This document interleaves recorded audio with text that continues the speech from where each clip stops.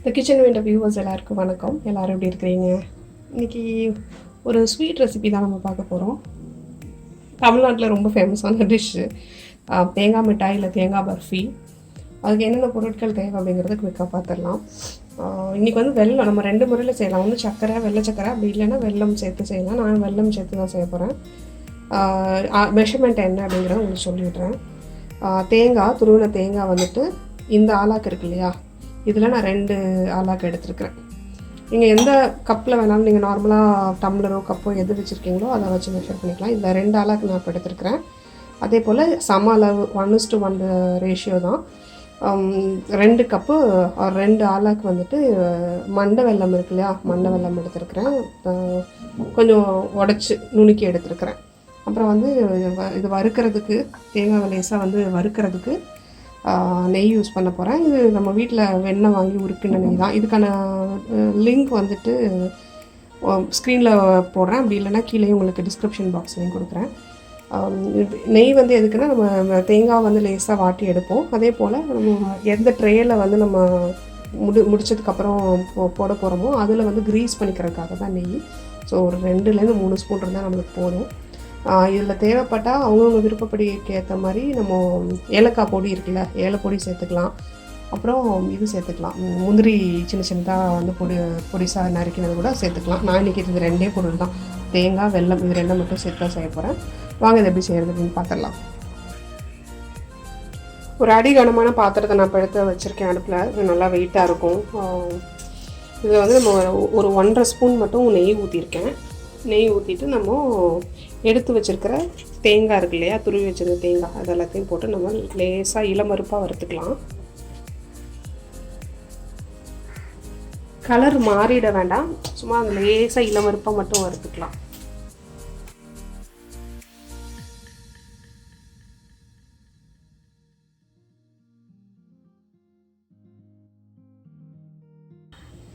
இதுக்கிடையில் தட்டு வந்து நான் க்ரீஸ் பண்ணி வச்சுருக்கேன். எந்த தட்டில் நான் கடைசியாக எடுத்து போட போகிறேனோ அதில் வந்து நெய் தடவி வச்சுருக்கேன்.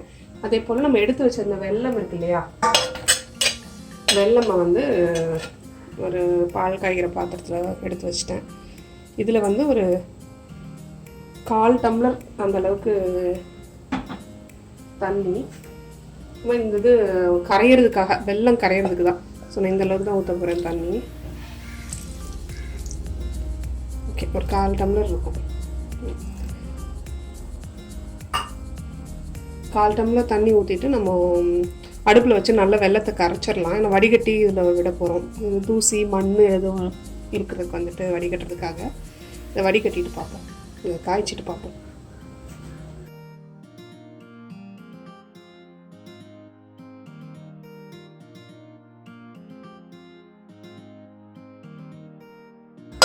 ஒரு 20% தண்ணி இந்த மாய்ச்சர் இதுலேருந்து போனால் நம்மளுக்கு போகிறோம். அடுப்பு ரொம்ப கம்மியாக வச்சு தான் நான் வதக்கிட்டு இருக்கேன். அதுபோல் இந்த வெல்லத்துக்கு வந்து நம்ம பாகெல்லாம் காய்ச்ச தேவையில்லை. அது வந்து அந்த சாலிடாக இருக்கிறது வந்து நம்ம கரைய வைக்கணும். கரைஞ்சால் போதும், நமக்கு அந்த இது இருந்தால் போதும். இதுக்கு கைவிடாமல் நம்ம தீஞ்சிடாமல் இது கலரிக்கலாம்.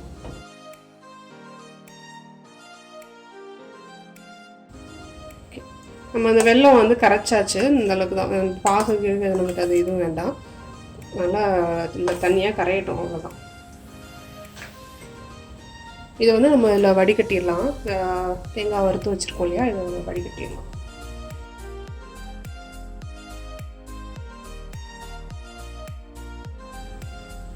வெள்ளைப்பாகு மட்டும் ஹேண்டில் பண்ணும்போது, வெள்ளைப்பாகு, சக்கரைப்பாகு, இந்த பாகு ஐட்டம் எல்லாம் ஹேண்டில் பண்ணும்போது கொஞ்சம் ஜாக்கிரதையாக பண்ணணும்.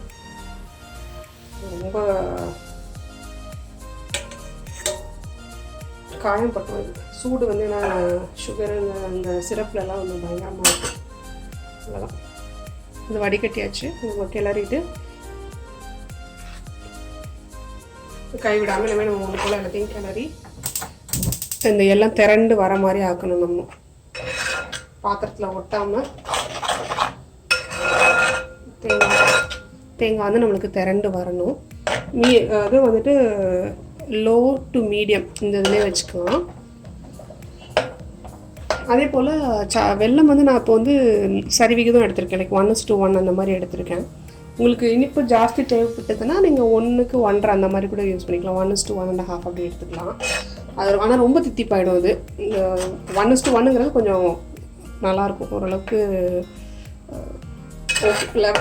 ஒரே லெவலில் இருக்கும். பட் வேணும்னா நீங்கள் இன்க்ரீஸ் பண்ணிக்கலாம். இது வந்து நம்ம கொஞ்சம் கைவிடாமல் பக்கத்துலேயே நின்று நம்ம கிண்டுற மாதிரி இருக்கும். ஏன்னா வந்து அந்த இது வந்து கிறிஸ்டலைஸ் ஆகிடுச்சின்னு வச்சுக்கோங்களேன். வெல்லம் இல்லை இந்த சுகர் இதெல்லாம் கிறிஸ்டலைஸ் ஆகிடுச்சுன்னா ரொம்ப ஹார்டாக போயிடும், கடிக்கவே முடியாது. அப்புறம் இந்த தேங்காய் பர்ஃபிங்கிறது சாஃப்டாக உள்ளே கொஞ்சம் லேசாக ஜூஸியாக இருக்கணும். அந்த பக்குவம் தான் நம்மளுக்கு தேங்காய் பர்ஃபியை பொறுத்த இருக்கும், தேங்காய் மிட்டாய் பர்ஃபியை பொறுத்த இருக்கும்.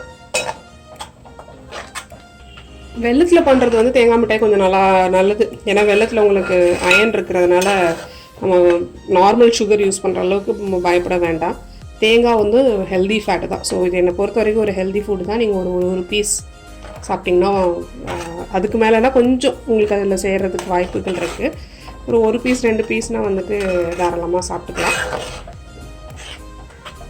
முக்கியமாக குழந்தைங்க இருந்தாங்கன்னா அவங்களுக்கு வெல்லத்தை வந்து சின்னதுலேருந்தே பழக்கிடுங்க. ஏன்னா அந்த டேஸ்ட் கொஞ்சம் மட்டியாக இருக்கும், அந்த வெல்லத்தோட டேஸ்ட்டு. அது பழகிக்கிட்டாங்கன்னா அவங்களுக்கு ஈஸியாக வந்துட்டு அந்த ஒயிட் சுகரை வந்து தவிர்க்க ஆரம்பிச்சுக்கலாம். நம்ம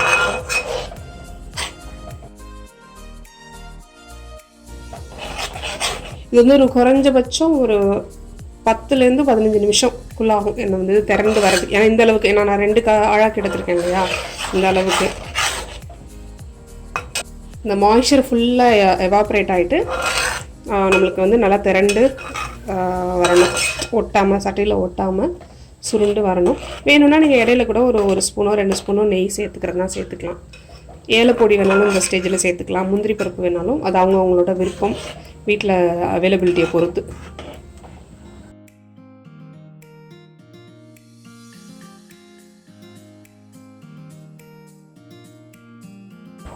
அவ்வளோதான், நம்மளுக்கு ஆல்மோஸ்ட் முடிஞ்சிருச்சு. எல்லா தண்ணியும் வத்திருச்சு. நம்மளுக்கு அந்த மாய்ஸ்சர் ஃபுல்லாக இதாகிட்டு கிளறதுக்கு நம்மளுக்கு கொஞ்சம் சிரமமாக இருக்கும்.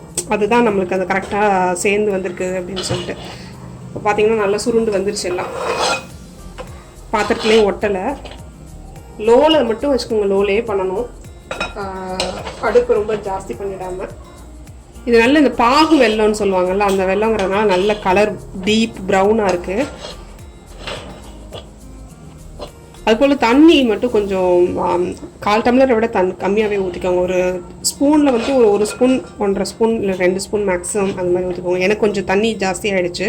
ஸோ என்ன ஆயிடுச்சுன்னா ரொம்ப நேரம் ஆச்சு, அந்த தண்ணி ஃபுல்லாக எவாப்ரேட் ஆகிறதுக்கு குக்கிங் டைம் ஜாஸ்தி ஆகிடுச்சு. ஸோ தண்ணி மட்டும் இன்னும் கொஞ்சம் குறைச்சிக்கோங்க. நீங்கள் ஒரு 2 ஸ்பூன் ஃபஸ்ட்டு வச்சு அந்த வெல்லத்தை உருக்கிக்கோங்க, ரொம்ப வேண்டாம். இல்லைனா என்ன உங்களுக்கு குக்கிங் டைம் இப்போ நான் 12 நிமிஷத்தில் எதிர்பார்த்தேன் முடியும்னு சொல்லிட்டு இப்போ 20 மினிட்ஸ் கிட்ட ஆகிடுச்சு. அந்த தண்ணி ஃபுல்லாக எவாப்ரேட் ஆகணும்ல. அவ்வளோதான், இதுதான் நம்மளுக்கு பதம். இதை எடுத்து நம்ம ஆல்ரெடி நெய் தடவி வச்சிருந்தோம்ல, இந்த பிளேட்டில் வந்து நம்ம நல்லா ஃபர்மாக அமுத்தி வச்சிடலாம்.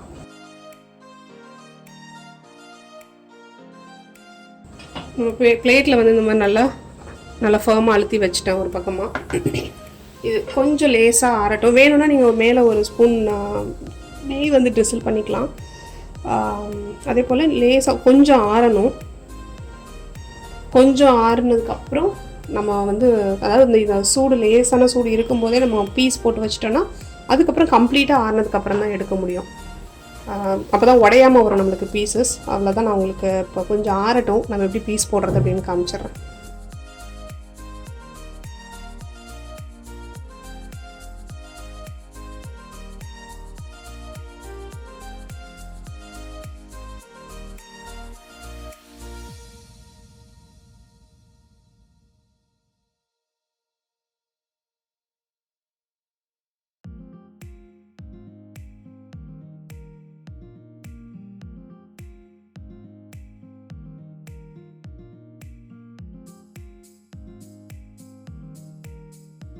நம்ம ஆறதுக்கப்புறம் சின்ன சின்ன துண்டுகளாக வந்து வெட்டி வச்சாச்சு. உங்களுக்கு இந்த வீடியோ பிடிச்சிருக்கும் அப்படின்னு நான் நம்புகிறேன்.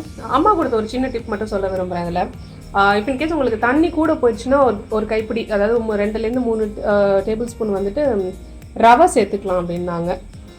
நீங்கள் அப்படி சப்போஸ் கூட போயிடுச்சுன்னா அதை கூட நீங்கள் போட்டு ட்ரை பண்ணி பார்க்கலாம். உங்கள் சேனல் பிடிச்சிருந்ததுன்னா, கண்டென்ட் பிடிச்சிருந்ததுன்னா சப்ஸ்கிரைப் பண்ணிக்கோங்க. அதுவே கூடவே வந்து பெல் ஐக்கனையும் ப்ரெஸ் பண்ணிக்கிட்டிங்கன்னா நான் போகிற எல்லா வீடியோக்கான நோட்டிஃபிகேஷனும் உங்களுக்கு உடனே வந்துடும். கூடிய விரைவில் வேறு ஒரு வீடியோவில் சந்திக்கலாம். அது வரைக்கும் நன்றி, வணக்கம்.